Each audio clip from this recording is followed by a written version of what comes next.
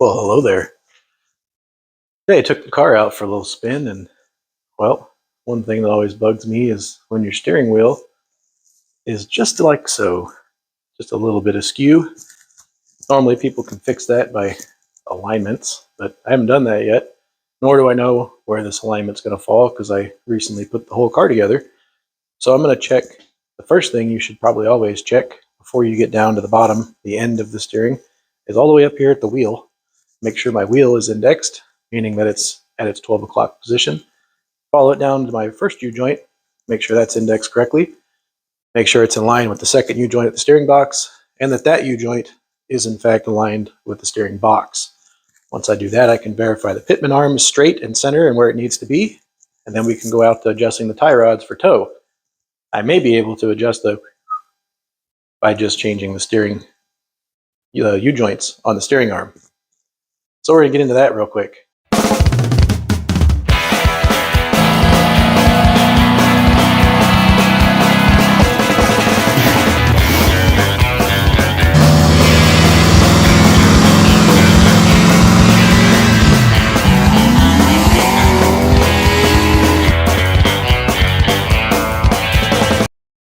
So as you can see, the steering wheel is, straight as you can get it. And if you look down at the tires, they're pointing just a little bit this way. Now, normally I'll take a jack stand and put one here and one down over here and draw a string across here, across the face of the rim. And that'll tell me just about where, this rim needs to be flush with it. But I can see it visually, this one is so bad.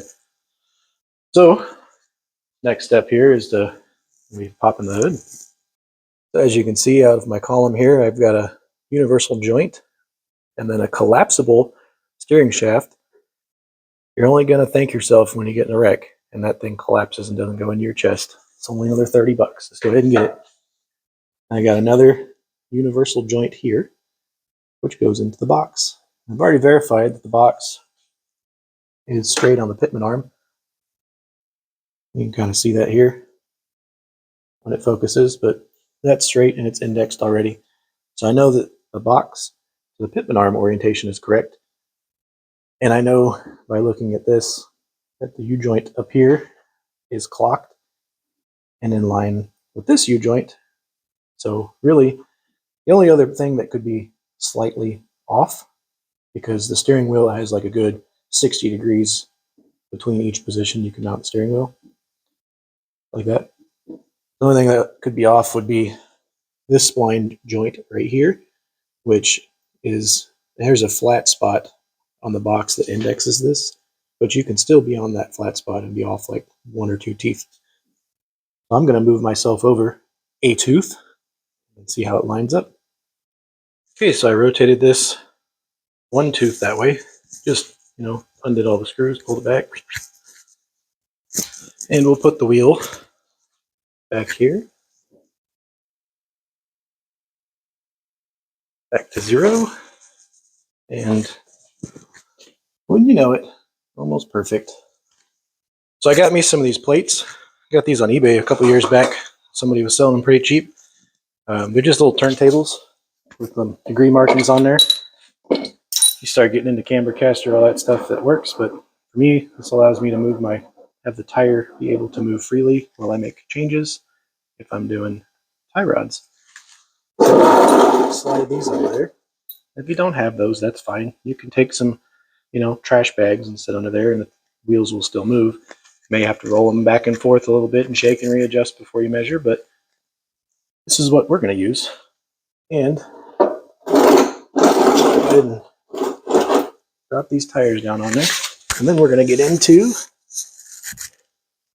where are they at? Right there. We're going to be adjusting a little turn. Got an important step to actually measure the distance from in front of the tires on side to side and rear tires on side to side. You kind of need a device that would hold a bar flat against the wheel surface. So I got some 3/4 inch tube, some more 3/4 inch tube, and a long bolt. I think that was a U bolt or something.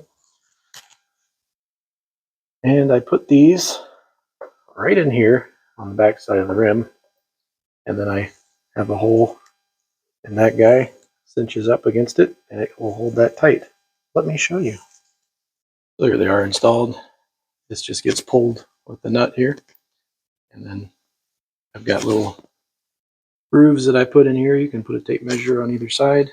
These are a little not as wide as I need them. I think they were made when I had 15-inch rims on something, but these 17s, they're just hitting the edge. So I might have to play with that a little bit to get it to work where I need it, or just drop it down like that. I made these years ago. I had some really tiny tape measures. You can see by this little notch here. They're just little guys, you know. And they came in, had all the way down to 64ths on the sides. You know, really tiny guys. There were 2 of them. Worked great. I haven't done this in years, trying to align a car like this. And now I'm running these big home tape jobs, and they're just a whole lot bigger. So it doesn't really want to line up right. But you get the idea. You know, you get your sticks a little longer and get the right tape measures, and then you can see what your rear measurement is going to be. That puts me right at 73 and 3/16 front and back. So I'm dead on 0. I don't have any toe in or out, is where I'm going to leave this now for a comfortable spirited driver. If I want to give it a little more feel, I might do a 16th out. We're going to leave it like that. So there you have it. This is how I set my toe. And feel free to leave me some comments, or, you know, like, subscribe if you haven't. And we'll see you on the next one.